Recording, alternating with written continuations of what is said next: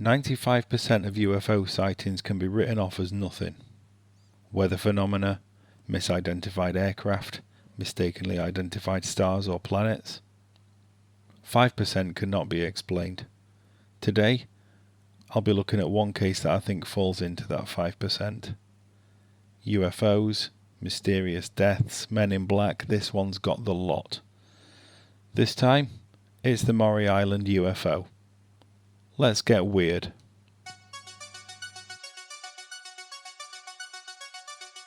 The history of mankind is riddled with the weird and the wonderful. Bizarre people, strange places, and odd events. For centuries, we've told each other fantastic stories around campfires and in darkened rooms. Tales of ghosts, UFOs, and conspiracies. But are these stories exactly that?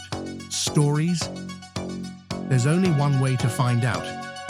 Dive into the rabbit hole and enter Marc W. Shako's Weird World.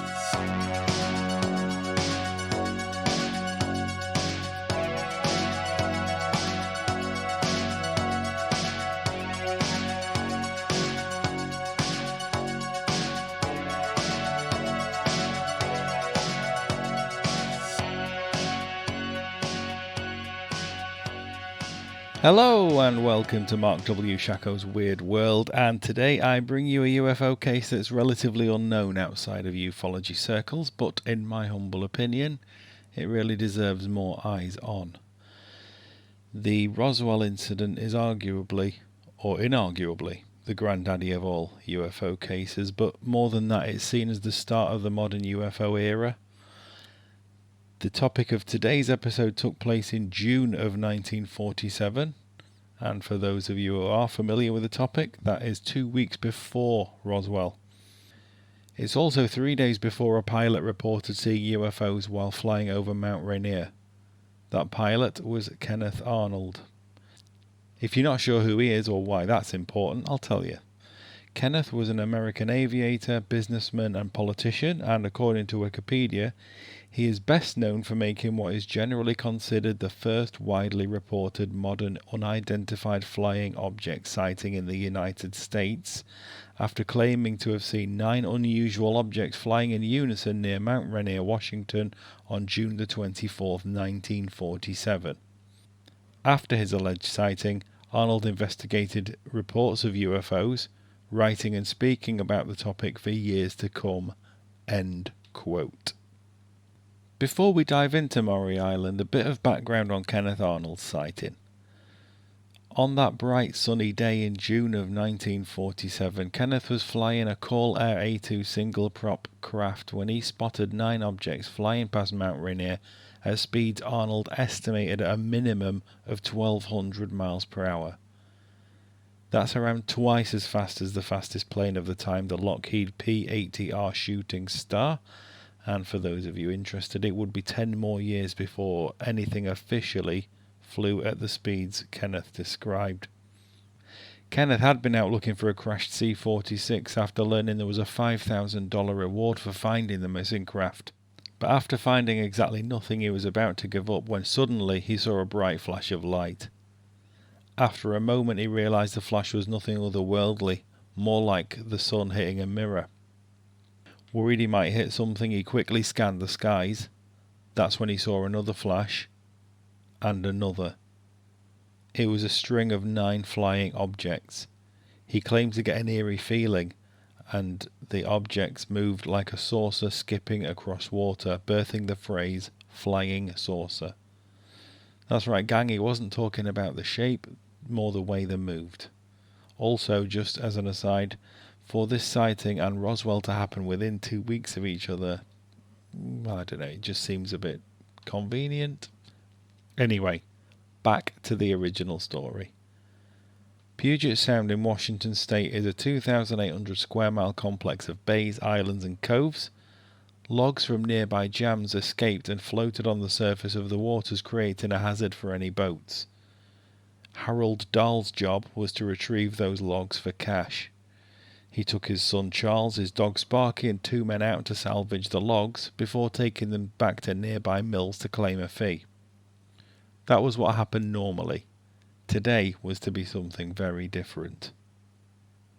They are in the waters just south of Maury Island when suddenly something unusual appears in the clear skies above them. 6 metallic donut-shaped craft, each estimated to be 100 foot across. The objects are flying in formation, 5 of them circling the 6th, which looks like it's in trouble. Worried that the UFO will hit his boat, Dahl quickly takes it ashore, where he and his crew watch from the beach as the object veers from side to side, dangerously close to crashing into the water. The disbelief at what they're seeing becomes shock when a huge explosion rips through the bay. The distressed object ejects hot metallic debris which rains down into the water, onto the beach and unfortunately onto the shocked observers. Son Charles is struck, burning his arm. Sparky too is hit, dying instantly. The men dash for safety. The event goes on for a few minutes, time enough for Dahl to grab his camera and take photographs. Whatever was wrong with the struggling craft, the ejection of the debris seems to remedy the problem. Once again, the other craft surround it before speeding out of sight in silence.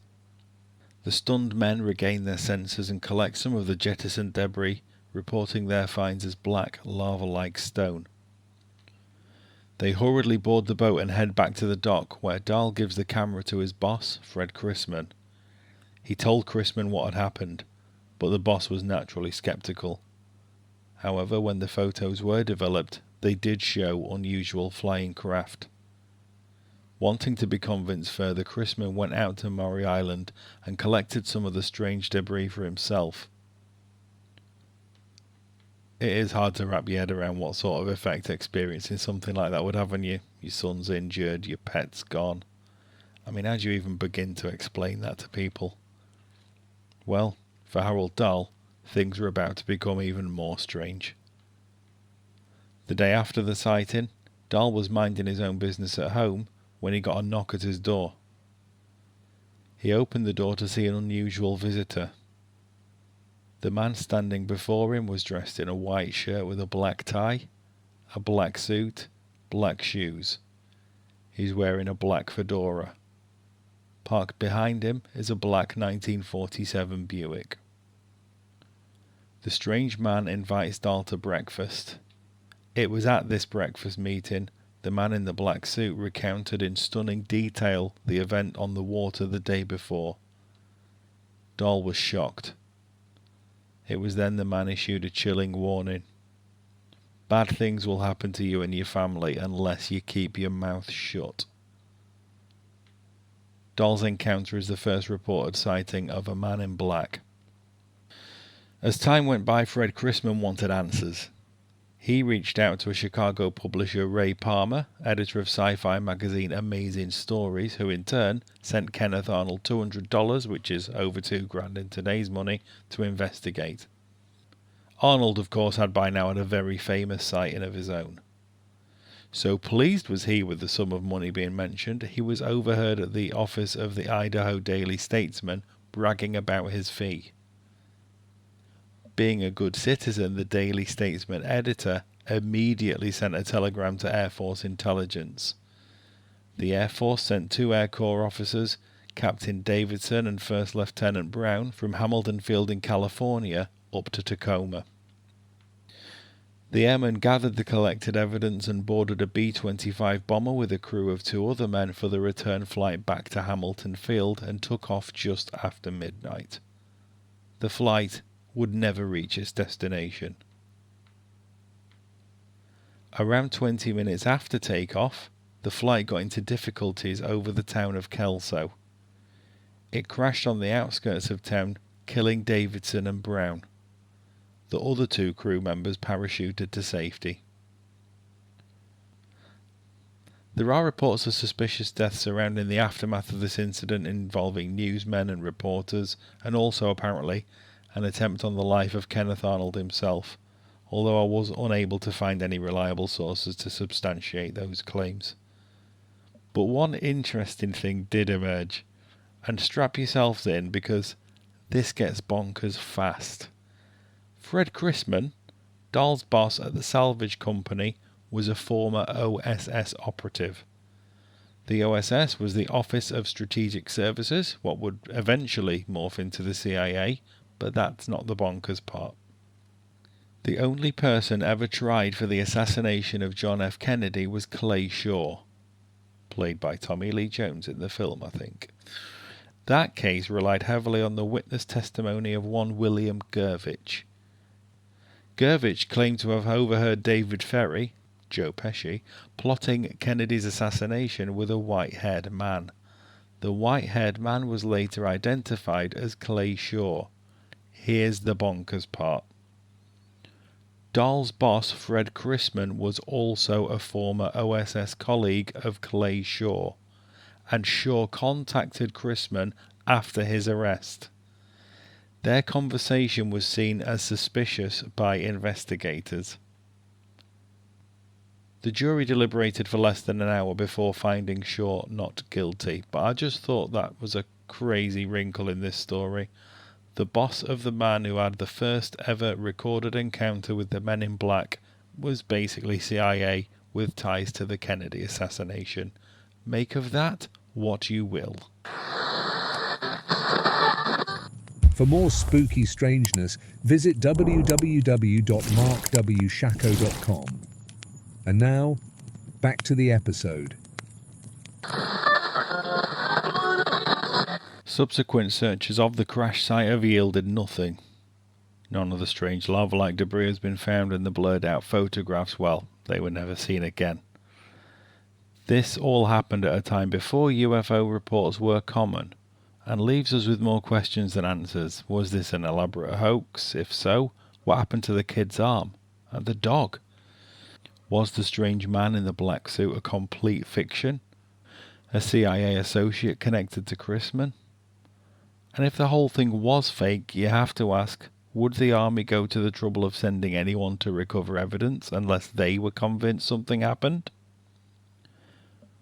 One thing is certain. On the 1st of August 1947, Captain William Lee Davidson and First Lieutenant Frank Brown died in a plane crash. We may never find out if that crash had anything to do with a UFO. So, there you have it. UFOs almost crashing, injuring a witness, killing a dog, Men in Black threatening witnesses. Oh, and tangential CIA involvement. A wild story. And while it was the first to feature the Men in Black, it was certainly not the last. See last week's Mothman episode as one example. Dahl did later come out and say that the whole thing was a hoax, but one FBI agent was so convinced that confession was out of fear at threats received, he went as far as writing to then FBI Director Hoover saying as much. Whatever happened, sadly, 2 airmen remain dead. Like so many stories, we may never get to the real truth.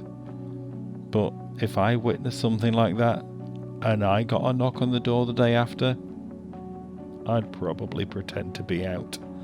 That's all for this time. Thanks for listening. Keep it weird.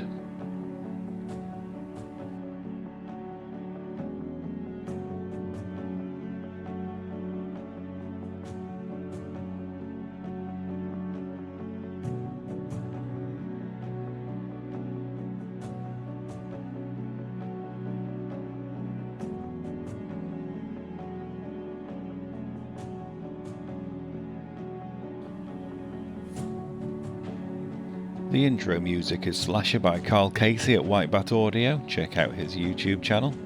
The outro music is Lone Wolf by Guillaume Bernard. Please remember to like, subscribe, rate, review and share this episode wherever you may have heard it. And you can find me on Facebook and X as Marc W. Shako. For more information on my books and all things podcasty, visit www.markwshako.com. Thanks for listening.